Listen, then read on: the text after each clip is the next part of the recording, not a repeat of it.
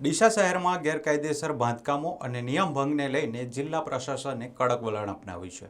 બનાસકાંઠા જિલ્લા કલેક્ટર મિહિર પટેલે નગરપાલિકાને સ્પષ્ટ આદેશ આપ્યો છે કે શહેરમાં ચાલી રહેલા તમામ અનિયમિત બાંધકામો, કોમર્શિયલ ઉપયોગ અને સલામતી નિયમોના ઉલ્લંઘન સામે તાત્કાલિક કાર્યવાહી કરવામાં આવે. ખાસ કરીને હોસ્પિટલ, શોપિંગ સેન્ટર અને રહેણાંકમાંથી કોમર્શિયલ ઉપયોગ થતી બિલ્ડિંગ્સ પર તવાઈ બોલાવવામાં આવી છે. કલેક્ટરે જણાવ્યું છે કે જો નગરપાલિકા દ્વારા કામગીરીમાં બેદરકારી દાખવવામાં આવશે તો તેની સીધી જવાબદારી ચીફ ઓફિસરની રહેશે અને તેમની સામે ફોજદારી કાર્યવાહી પણ થઈ શકે છે. એટલું જ નહીં, ભવિષ્યમાં આવા ગેરકાયદેસર બાંધકામોના કારણે કોઈ દુર્ઘટના સર્જાય તો સંબંધિત અધિકારીઓને ડિઝાસ્ટર મેનેજમેન્ટ એક્ટ હેઠળ વ્યક્તિગત રીતે જવાબદાર ઠેરવવામાં આવશે. વકીલ ધર્મેન્દ્ર પ્રવીણચંદ્ર ફોફાણી દ્વારા કરવામાં આવેલી રજૂઆત બાદ શહેરના 100થી વધુ સ્થળોની વિગતવાર તપાસના આદેશ આપવામાં આવ્યા છે.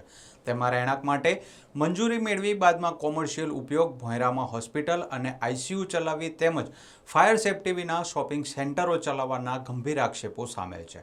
કલેક્ટરે સૂચના આપી છે કે તમામ સ્થળોની રૂબરૂ તપાસ કરવામાં આવે, મંજૂરીની ચકાસણી થાય અને નિયમ ભંગ જણાય ત્યાં સીલિંગ, પરવાનગી રદ કરવાની અને જરૂર પડે તો ડિમોલિશન સુધીની કાર્યવાહી હાથ ધરવામાં આવે.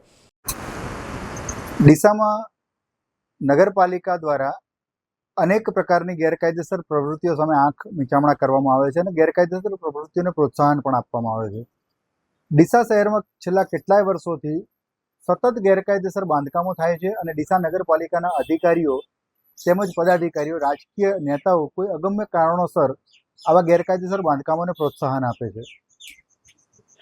તાજેતરમાં જ મારે એક બીમારીના પ્રસંગે ડૉક્ટર હાઉસ વિસ્તારમાં જવાનું થયેલું અને ત્યાં મેં જોયેલું કે અનેક હોસ્પિટલની બિલ્ડિંગો રેસિડેન્શિયલ પ્લોટોમાં બનેલી છે. ત્યાં કોઈ માર્જિન છોડેલા નથી, પાર્કિંગની જગ્યાઓ નથી અને સમગ્ર વિસ્તારમાં અંધાધૂંધી છે. આ વિસ્તારમાં એવી કેટલી હોસ્પિટલો છે કે જે ભોંયરામાં ચાલે છે. હોસ્પિટલ રેગ્યુલેશન 2011ની જોગવાઈઓનું કોઈ પાલન થતું નથી, બાંધકામના કોઈ નિયમોનું પાલન થતું નથી. મારા ધ્યાનમાં એક એવું બિલ્ડિંગ પણ આવ્યું કે જેના માલિક મોતુબેન રામાજી સોલંકી નામના છે અને એમના એક સગા રાજકીય અગ્રણી છે જે ભૂતકાળમાં ડીસા નગરપાલિકાના પ્રમુખ હતા અને સરકારના મંત્રી પણ છે. એમણે એક બિલ્ડિંગ બનાવેલું છે. જે બિલ્ડિંગની મંજૂરી માંગી ત્યારે એ મોતુબેન અને એમના દીકરા નવીનભાઈ, આ બેના નામે આ બિલ્ડિંગ આવેલું છે. એમાં નવીનભાઈ ક્યાંક ફોરેન રહે છે અને મોતુબેને જ્યારે મંજૂરી માંગી ત્યારે એમાં નગરપાલિકા એ અભિપ્રાય માટે નગર નિયોજકને અને નાયબ કલેક્ટરશ્રીને મોકલેલા અને નાયબ કલેક્ટરશ્રી અને નગર નિયોજકશ્રીએ એવો અભિપ્રાય આપેલો કે આ રહેણાંક હેતુના પ્લોટમાં કોમર્શિયલ બાંધકામ મળવા પાત્ર નથી. એટલે નગરપાલિકાના સત્તાધીશોએ મોતુબેન પાસેથી એક એફિડેવિટ લીધું કે અમે આનો રહેણાંક હેતુ માટે ઉપયોગ કરશું અને આવું કરીને બાંધકામની મંજૂરી આપેલી.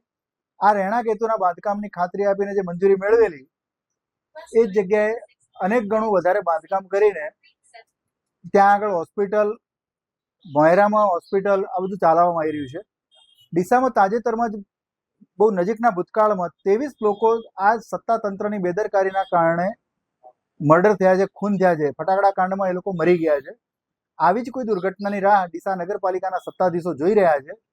મને એવું પણ ધ્યાનમાં આવ્યું છે કે ડીસામાં જે રાજકીય આશ્રય નીચે ગેરકાયદેસર બાંધકામો સતત ચાલે છે, ડીસા નગરપાલિકા માત્ર કાગળ ઉપર દેખાવ કરવા માટે નોટિસો આપે છે. આ નોટિસોના આધારે ક્યારેય કોઈ કાર્યવાહી થઈ હોય એવું બન્યું નથી. માત્ર નોટિસો આપીને તોડ પાણીના ધંધા થાય છે. મને એવું પણ ધ્યાનમાં આવ્યું છે કે આ નોટિસોના આધારે ટાઉન પ્લાનિંગ કમિટીની મિટિંગમાં જ્યારે ઠરાવ કરવાની વાત આવે ત્યારે રાજકીય નેતાઓ જે ટાઉન પ્લાનિંગ કમિટીના હોદ્દેદારો હોય એમના જીત આ બિલ્ડિંગોમાં સમાવેલા હોવાના કારણે આજ સુધી કોઈ પણ કાર્યવાહી કરવા માટે એમણે ઠરાવ્યું નથી. છેલ્લે 25/3/2025 ટાઉન પ્લાનિંગ કમિટીની મિટિંગમાં ગેરકાયદેસર બાંધકામો બાબતે તમામ એન્જિનિયરોનો અભિપ્રાય મંગાવવાનું નક્કી થયેલું, પણ એ અભિપ્રાયો પણ અત્યાર સુધી કોઈ માંગ્યા નથી અથવા કોઈ એન્જિનિયરો સામે પણ કાર્યવાહી કરી નથી, કોઈ બિલ્ડર સામે પણ કાર્યવાહી કરી નથી. અને આના કારણે સમગ્ર ડીસામાં અંધાધૂંધીવાળી પરિસ્થિતિ છે. સોસાયટીઓના નાકે ક્લોથિંગ શોપિંગ સેન્ટરો બને છે. ત્યાં પાર્કિંગ કે માર્જિન કે કોમન ફેસિલિટી ના હોય એટલે એ સોસાયટીના રહીશોને ત્રાસ ભોગવવો પડે છે. આડેધડ વાહનો સોસાયટીઓમાં પાર્ક થાય છે. લોકો ટોયલેટ કે એવી કોઈ સગવડ ના હોય એટલે સોસાયટીના રસ્તાઓ ઉપર આવીને શોપિંગ સેન્ટરના દુકાનદારો અને ગ્રાહકો પેશાબ કરવા ઊભા રહે છે. બેન દીકરીઓને શરમજનક પરિસ્થિતિમાં મુકાવવું પડશે અને ડોક્ટર હાઉસ વિસ્તારની પરિસ્થિતિ તો ખૂબ જ ગંભીર છે. જો કોઈ આગ જેવી ઘટના બને તો ત્યાં એ વિસ્તારમાં ફાયર ફાઇટર પણ ઇઝીલી એક્સેસ ના કરી શકે.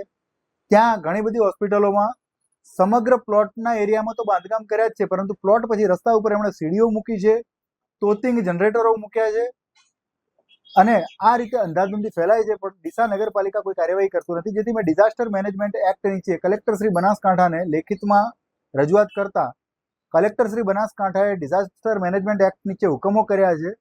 ચીફ ઓફિસરને ચેતવણી પણ આપી છે કે જો કાર્યવાહી નહીં થાય અને કોઈ દુર્ઘટના બનશે તો ડિઝાસ્ટર મેનેજમેન્ટ એક્ટની કલમ 55 અને 56 નીચે કાર્યવાહી કરવા માટે અંગત રીતે તેઓ જવાબદાર રહેશે. પણ મને એટલી ખાતરી છે અહીંના તંત્રની કે રાજકીય દબાણમાં અહીંનું વહીવટી તંત્ર કોઈ જ કાર્યવાહી નહીં કરે અને આ કલેક્ટરશ્રીના હુકમને પણ ગોળીને પી જશે અને ના છૂટકે જો આ કાર્યવાહી નહીં થાય તો લોકોના જીવને જોખમમાં મૂકવાની આમની પ્રવૃત્તિ અટકાવવા માટે મારે ગુજરાત હાઈકોર્ટમાં પણ જવું પડશે તો હું જઈશ. રજૂઆત મુજબ ડીસામાં કેટલાક વિસ્તારોમાં રહેણાંક પરવાનગી મેળવીને હોસ્પિટલ શરૂ કરવામાં આવી છે, તો કેટલીક જગ્યાએ ભોંયરામાં આઈસીયુ ચાલે છે, જ્યારે ઉપરના માળે હોસ્પિટલ કાર્યરત છે. અહીં fire safety, parking, emergency exit જેવી ફરજિયાત સુવિધાઓનો અભાવ હોવાનું પણ સામે આવ્યું છે. આવી સ્થિતિમાં આગ કે શોર્ટ સર્કિટ જેવી ઘટના બને તો દર્દીઓના જીવનને ગંભીર જોખમ થઈ શકે છે.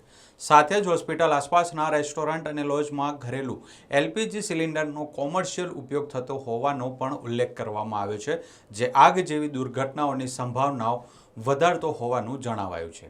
નેમિનાથનગર વિસ્તારમાં 4 મોટા શોપિંગ સેન્ટરોમાં મંજૂર નકશા કરતાં વધુ બાંધકામ થયાનું અને પાર્કિંગ, ફાયર સેફટી તથા જાહેર સુવિધાઓનો અભાવ હોવાનું રજૂઆતમાં જણાવાયું છે.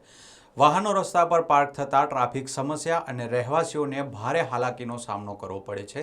તે ઉપરાંત ચંદ્રલોક વિસ્તારમાં રહેણાંક સોસાયટીમાં ગેરકાયદેસર રીતે બેંક ચલાવવામાં આવી રહી હોવાનો પણ આરોપ છે, જે રહેણાંક વિસ્તારમાં સલામતી અને શાંતિ માટે જોખમરૂપ ગણવામાં આવે છે. આ સમગ્ર વિવાદ વચ્ચે જૂના ટાઉન પ્લાનિંગ ચેરમેને પોતાના વ્યક્તિગત ફાયદા માટે નોટિસો કાઢી હોવાના પણ આક્ષેપો સામે આવે છે.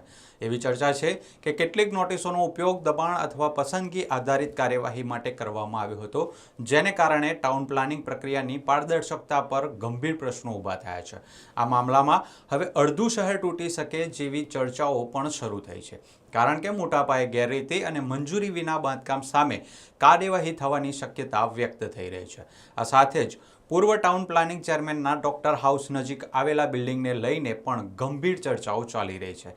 સ્થાનિકો દ્વારા આ બિલ્ડિંગમાં નિયમોના ભંગ અને ગેરરીતિના આક્ષેપો કરવામાં આવી રહ્યા છે. સ્થાનિકોમાં એવી માંગ ઉઠી રહી છે કે જો પ્રશાસન શહેરના અન્ય તમામ ગેરકાયદેસર બાંધકામો સામે કાર્યવાહી કરે છે તો નિયમોનો ભંગ કરનાર અધિકારીઓના બાંધકામો સામે પણ સમાન ધોરણે કાર્યવાહી થવી જોઈએ. જનતાની માંગ છે કે જો આક્ષેપો તપાસમાં સાચા સાબિત થાય તો તે ગેરકાયદેસર બિલ્ડિંગ પણ તોડી પાડવામાં આવે. ત્યારે આ સમગ્ર કાર્યવાહી વચ્ચે નગરપાલિકાના ચીફ ઓફિસર પોતાની બદલી માટે દોડધામ કરી રહ્યા હોવાની પણ શહેરમાં ચર્ચા ચાલી રહી છે. સ્થાનિક સ્તરે એવી ચર્ચાઓ છે કે કલેક્ટરના કડક આદેશો અને ગેરકાયદેસર બાંધકામો સામે થનારી કાર્યવાહી વચ્ચે બદલી માટે પ્રયાસો તેજ બન્યા છે. જોકે આ અંગે સત્તાવાર રીતે કોઈ પુષ્ટિ કરવામાં આવી નથી. વિવાદિત બાંધકામોમાં એ પણ સામે આવ્યું છે કે કેટલાક બિલ્ડિંગોમાં માર્જિનનું પણ પાલન કરવામાં આવ્યું નથી, એટલે કે બિલ્ડિંગ પ્લાન મુજબ જેટલી ખુલ્લી જગ્યા રાખવી ફરજિયાત છે તે પણ છોડવામાં આવી નથી, જેને કારણે ફાયર સેફટી, હવા પ્રકાશ અને ઇમરજન્સી એક્સેસ જેવી મૂળભૂત સુવિધાઓ ગંભીર રીતે અસરગ્રસ્ત થઈ છે.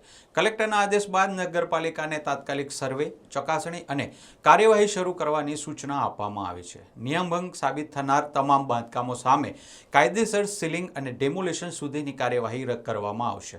પ્રશાસને સ્પષ્ટ કર્યું છે કે જાહેર સુરક્ષા સાથે કોઈપણ પ્રકારની સમજૂતી કરવામાં આવશે નહીં અને જવાબદારી નિશ્ચિત કરીને કડક પગલાં લેવામાં આવશે.